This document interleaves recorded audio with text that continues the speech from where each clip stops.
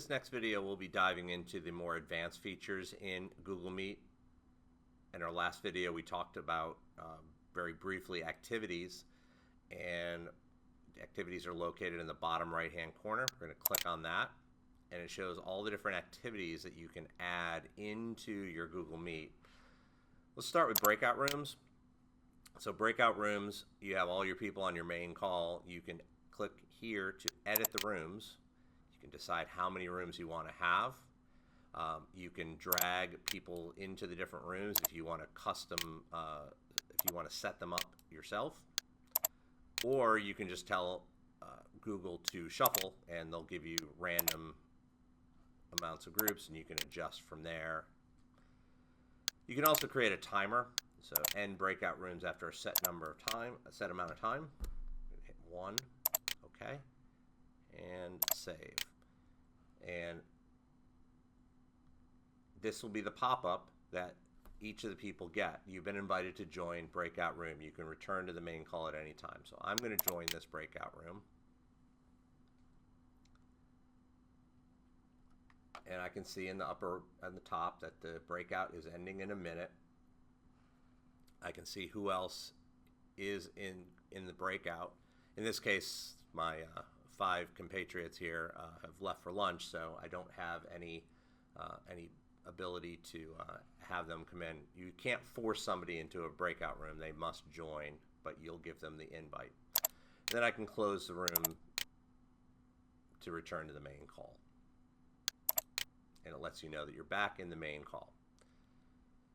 In breakout rooms,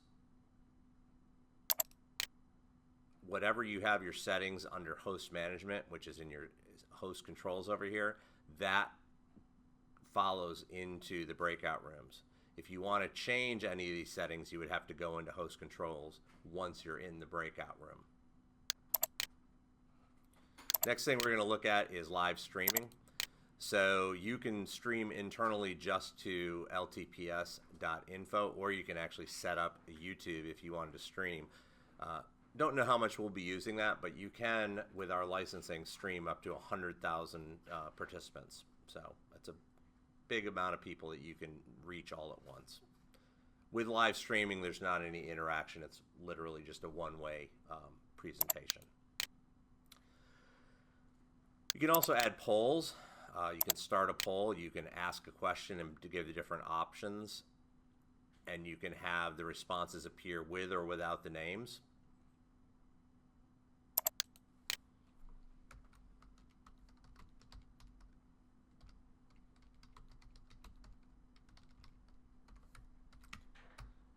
Yes or no, and I can launch it. And now I see up here the live responses for the poll. I can decide I want to show everybody the poll if I want by just clicking there, and all participants will see the poll and the responses. There's also Q&A. So if you turn on Q&A, it allows people to pose a question. They can ask a question, and you can then go ahead and answer each question.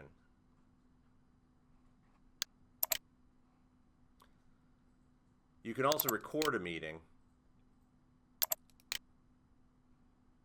And I can decide that I want English captions, and I want to start a transcript, and we'll talk about the transcript in a little bit as well. You hit start recording, make sure everyone is ready. So everyone is notified that the recording is going to be taking place. In the upper left-hand corner, this call is being recorded, and this call is being transcribed. At any time, you can decide to stop the recording, but if you close the meeting, it will automatically stop. We talked about transcripts.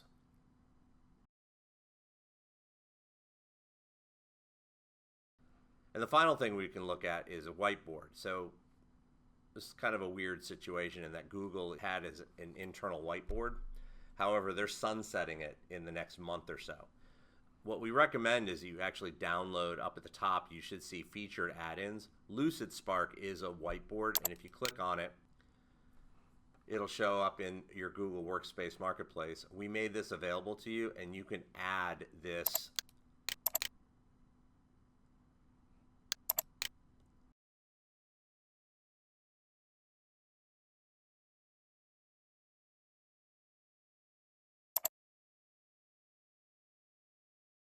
and eventually it will install.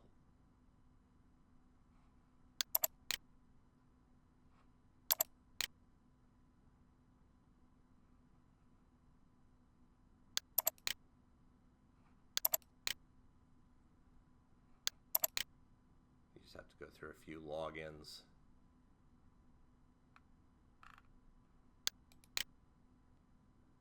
And then once you've done that, now you will have LucidSpark will show up as your open add-ons. And from here, you can add a new blank board.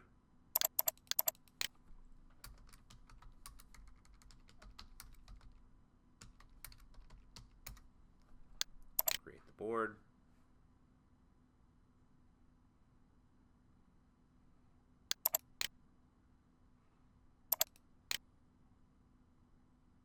And now you have an activity board using LucidSpark, a whiteboard, an interactive whiteboard that all users can use. You end the activity by clicking End Activity.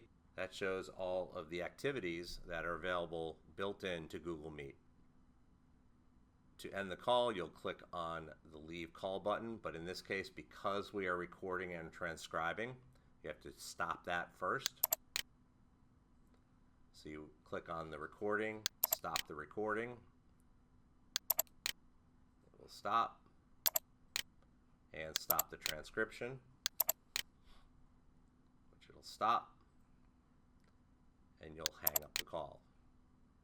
If you're the only host, if you leave the call, it'll end the call for everybody. If there's multiple hosts, I can leave the call and leave the other host to continue the call. And you get this, you've ended the meeting for everybody.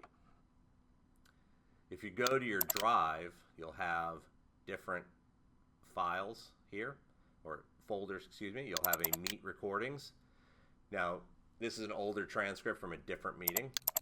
And you can pull it up, and it literally shows everyone who was speaking. It basically tries to transcribe them. It's not perfect, but it does give you some rough idea of what was said in the meeting.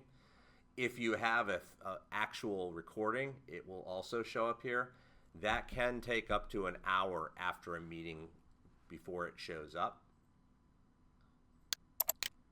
If I go back to my drive, I can go into Meeting Reports, and it will actually show here's my meeting from today.